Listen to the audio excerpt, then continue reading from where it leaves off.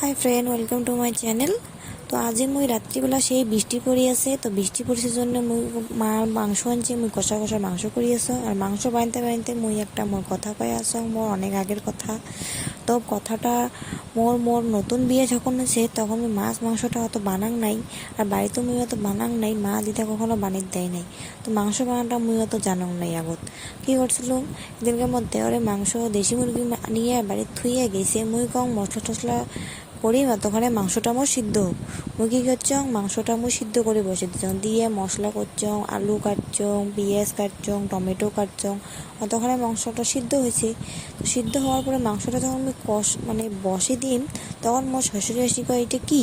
তো মাংস কয়, মাংস সাদা কেন? তো মুই জল সিদ্ধ করছ কয়, এ রাম, জল তখন মাংস সিদ্ধ করে কাই বানায়? মুই জানো না কাই বানায় না বানায়, কিন্তু মুই ভাবলুম যে সিদ্ধ হোক, অতক্ষণে মুই মশলাগুলো করং। তো মাংসের জলটা তুমি ফেলে দিছ। কয়, এটা এমন করে কোনোদিন মাংস বানায়? তোমার কোনোদিনও শিখাই নাই এবং না আম্মাও তো কোনোদিন মাছ মাংস বাড়িতে বানাং নাই।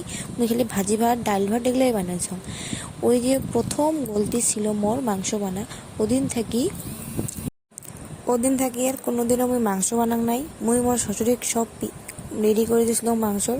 মোর শ্বশুরে মাংসটা বানাইছে। তো মোর মাংসর কাহিনীটা তোমার কেমন লাগিল মোক কমেন্ট